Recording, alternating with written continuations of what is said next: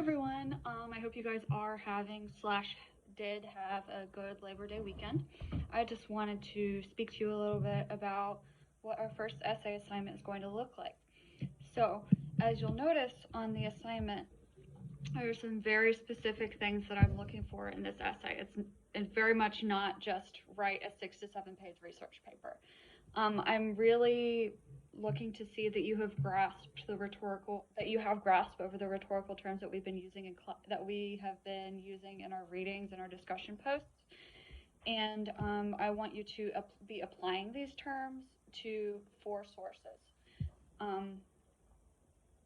You're going to be discussing the rhetorical situation of each of the 4 sources of your choice, which are all going to be discussing one topic. Let me make sure. So you need to have at least 4 sources. You can have more if you really want to, but I don't think that you'll have any trouble filling up the space with just four sources. You must have a website, and that includes social media posts, so you could include a tweet or a meme or like a blog post here. A magazine article could be an online magazine article, could come from like BuzzFeed, Vice, Vox. A newspaper article, again, you can look at that online. You have a subscription to the New York Times through your City College email address. If you have questions about how to set that up, let me know and I can help you out. And then one scholarly source. So you're going to have 4 different types of sources, and you're going to discuss the genre of the source, the purpose of the source, the stance of the source, and the audience of the source. So you're going to find that all of these different pieces are discussing the same subject matter, perhaps even suggesting similar arguments.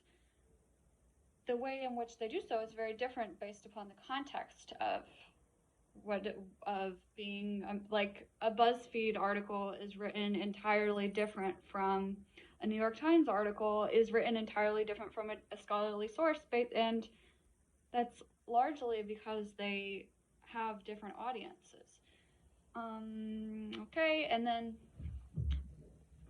the issue that I see students run into a lot is just that they don't follow the very specific parameters of the assignment. It's not going to look like a neat argumentative essay like the ones that you're used to writing for high school. This is sort of like this is research. This is research into how to research. And I've posted the corrected link to an example of this assignment that a student pulled off successfully. And you can choose to if you find that dividing your paper up by subheadings in the way that the sample student did is helpful to you, you're more than welcome to do that. I'm not particular about the formatting. I'm more concerned with the information. And there is in the assignment specific parameters for how you should lay out this essay. Okay, and I want you to take note that of the evaluation rubric, you'll see that I'm very concerned with you answering the questions that I pose in this assignment. And I am not so much concerned with the mechanics and grammar. So if you're going to choose an area of your essay to apply extra focus to, I recommend that you don't spend too much time stressing over citations and grammatical structure, but instead you spend more time focusing on the quality of your analytical thinking regarding your sources. Okay, so that's what I wanted to say about the assignment itself, and obviously you're more than welcome to send me an email or ask me a question when I'm in Dawn's class about this assignment.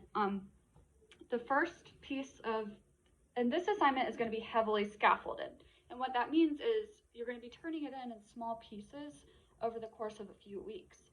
The first piece that is due is going to be your topic reflection, and that's going to be due on Tuesday, September 15th. And in that topic reflection, I am just asking you to explain to me why your topic is worthy of exploration, and I'll have more specific more specific guidelines on that to come later this week. And I also want you guys to know on the syllabus that we do have an optional Zoom Q&A session a week from this coming Wednesday, and entirely optional. I'm not going to be taking attendance, but I do recommend that you guys show up. I recommend that you guys show up and get your questions. Even if you don't have any questions, it'll help you to hear the Q&A that your classmates have, and it might spark some questions. Okay, I have talked for long enough, and I look forward to seeing you guys on Wednesday. Take care.